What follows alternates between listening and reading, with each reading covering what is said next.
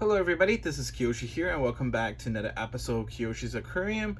Today's episode, I will give you guys some update on my nano aquarium, as well as I will introduce a little care guide or bio of the pumpkin orange shrimp, as well as Thai micro crabs. So without further ado, let's get started. Nothing much has been going on or new to the tanks, except that I added the Clover Japan, aka the Hydrocotyle Japan, or the Hydrocotyle Tripartita Japan. These are the plants that I've wanted for years. I just was never able to come across with one, but I finally found them at one of the local fish store, which is like around 30 minutes away from where I live. I go there quite often, check out their reefs. That store is famous for saltwater or marine aquariums, but they also have a good selection of freshwater fish as well as plants. So I was very lucky. I found these Clover Japan. I call them Clover Japan just because it's easier to pronounce it. But yeah, the scientific name is Hydrocotyle Tripartita Japan. They originated in Southeast Asia. I think these plants are available or originated from Indonesia, Thailand, Malaysia, Philippines, around that area. Anyways, these plants are, as you can see from the left and right, those green piles, they look like 3 leaves clover. That's why I call them Clover Japan. I think there's a lot of people call them as well. These are super easy. They're beginner friendly.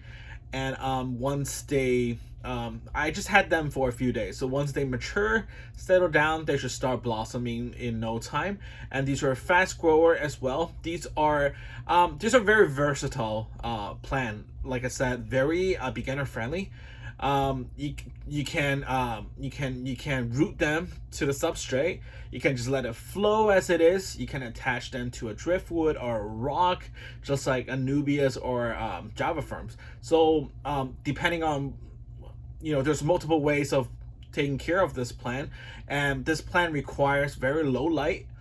Yeah, it's a very simple plan to have, and like I said, give it a little time. Once it settles down, starts to start getting used to your water parameters, temperature, and all that. Those are growing and growing like crazy.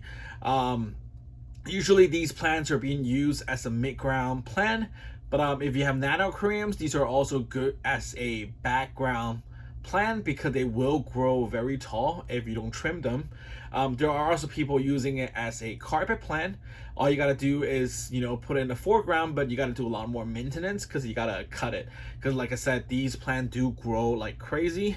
There's also a couple methods to grow these. I'm not sure if you guys have seen it, but you guys can Google it, this plant, and a lot of people, they put this plant in their aquarium looking like a bushes of bushes of trees and plants.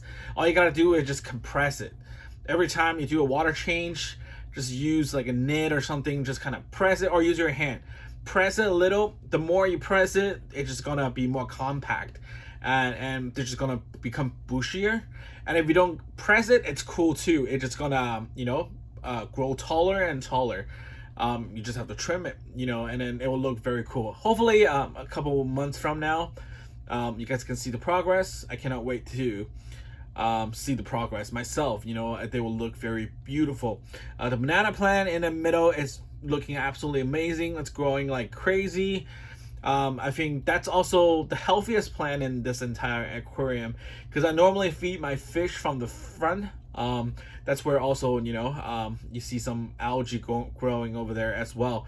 I think a lot of the nutrients from the food and all that kind of got eaten by this banana plant. That's why this banana plant look the healthiest, grow like the craziest as well. Yep, that's about it in terms of aquatic plants that I introduced lately. The other updates, I have some new inhabitants in this nano aquarium. I bought 6, what is it called? The pumpkin orange shrimps. Basically, they're cherry shrimps, just a different color. They're from the Neocarodina family. As always, all these color variations, they're all the same. You know, they all came from cherry shrimp. The cure guide is identical. Make sure your water temperature is not too high. They prefer anywhere from 70 to probably 80, 78. I always keep my aquarium around 76. So that's within their range. If possible, they like a little bit hardier water, but it does not have to be very hardy. They accept a wide range of parameters or hardiness to the water, as long as your aquarium is not acidic, you know, very very soft.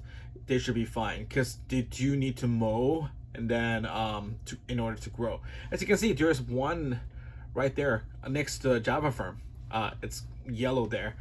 Yeah, the reason I got the pumpkin orange shrimp is I have experience with cherry shrimp. Cherry shrimp is one of the hardiest, easiest, I would say, shrimp to raise and also to form a colony. I don't have a lot of luck with the black or the blue ones for some reason, but the red ones are just so hardy. I've always wanted to try a different color, to try to build a new colony out of a different color. So I decided to go with the yellow, the orange shrimps, for a couple of reasons. One, they were on sale. It was the shop was doing on sale on the shrimps. It was like $15 for 3, so I got 6 in total. And also these shrimps just looks really really nice. They're yellow. I think that creates a huge contrast with the green. And also, yeah, just trying to see my luck. I think I'm pretty lucky so far. I didn't do anything, but one of the female shrimp that I got, after a few days in this tank, she already gave birth. At least today I spotted at least 4 of the juveniles, or the baby shrimps, hopping on the glasses. You know, I'm not doing anything special here. I'm not trying to, you know, protect them or anything like that. If those shrimps lived, they lived. If they, you know, got eaten by the quarries or shrimp mothers or my betta fish, you know, unfortunately, you know, if they grow, they grow. If they don't grow, they don't grow. So I'm not really trying to do anything to like army build, like, you know, like pay special care to army build those babies. But yeah, just from my experience, you let it be as it is. A lot of time these babies will find their own ways. Maybe it wouldn't be hundreds of it, but at least even if there's like 4 or 5 survive to adulthood, that's good, right? It's something new, and then there's always a next generation, a next batch. So that's something new to the aquarium. You don't see them a lot, because a lot of times they're just hiding. There's a lot of vegetation in there, so they're hiding in it. But once in a while, you do see the larger orange shrimps come out searching for food, etc. Still, the most fish that you see here are Corydoras. They are just very outgoing. My betta fish, again, very skittish, hiding somewhere near a cholla wood at the shallow.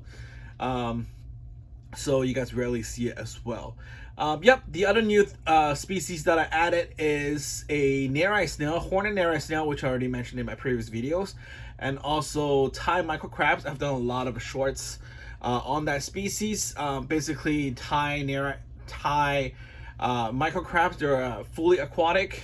They're tiny. They grow about ½ an inch or smaller, depending on you know, how well it's fed, and you know, just case by case. But normally they're less than ½ inch.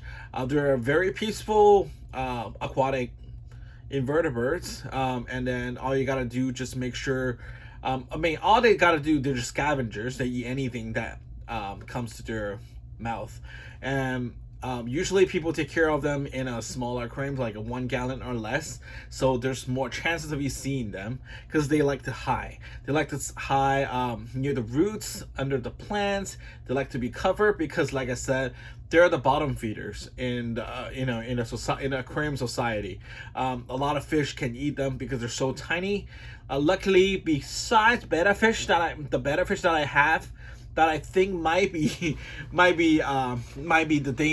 more dangerous to those crabs. I don't see Corydoras will eat them at all, because my pygmy Corys are around 1 inches, so they're not much bigger. The shrimps, definitely they can live peacefully with the Thai micro shrimps, Thai micro crabs, so I don't see that happening as well. Yeah, so they just got to be careful with the betta fish, otherwise I think they will have a good life in here. Normally Thai micro crabs lives about a year to a year and a half. I have two. I don't know if they're male or female, but regardless, what I heard from my research, it's very hard to breed them in captivity. So the success rate is almost zero. So yep, I have no hope. I did not even plan to get these micro crabs. If you guys see my previous videos, basically I bought the Clover Japan, the plants, the Hydrocotyle Tripatita Japan, and then the horned neri snail just came with it, as well as the two Thai micro crab. I did not even plan to get it. I think it's a great deal, you know, although it's out of surprises, as I was doing the quarantine on the plants. Once again, I quarantine all my fish and all my plants. Anything that I purchase, plants or fish, I quarantine them for at least 2 weeks, sometimes maybe 7 days, depending on depending my plans, depending on how urgently I need to get them introduced, so I can put more stuff in the quarantine.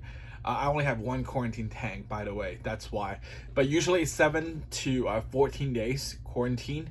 So those surprises came out of quarantine. I put the plant in a quarantine, and then the very next day, I saw the neri snails. I saw that one horned neri snail. Yep, that was the very next day. And then I think it was through the third day or the fourth day doing my quarantine, I noticed like two really weird looking creatures, and then I take a closer look. Definitely those are crabs. They look like spider crabs, but micro spider crabs. And then I did a little research. I learned about these species. I was kind of surprised at the same time. Okay, why not? I mean, it's a good deal though, you know. I got the plan for like $9. It came with a neri snail plus 2 crabs. I think that was such a great deal, you know. I don't think the aquarium shop actually wanted to give me those, but they just came by accident. I look online, you know, the neri snails cost around $5 each. The micro crabs cost about $5 each as well. So that's $15 worth of livestock right there, which I got it for free, or all came with that $9 purchase of the plan. So yep, I guess no complaint here. Yeah, those are the updates to this aquarium. Nothing much new here. Still, every day the most visible or most outgoing fish in this aquarium are the Corydoras. The pygmy cories, I love them. They're just like puppies. They're so adorable. Once in a while, they will school together. They're, I think I mentioned before, they're more like shoring fish. So they will go by like smaller groups. But once in a while, they will do like all 9 of them will gather together, form a school. That's it, especially after, like, let's say I put my hands in the tank to do some aquascaping.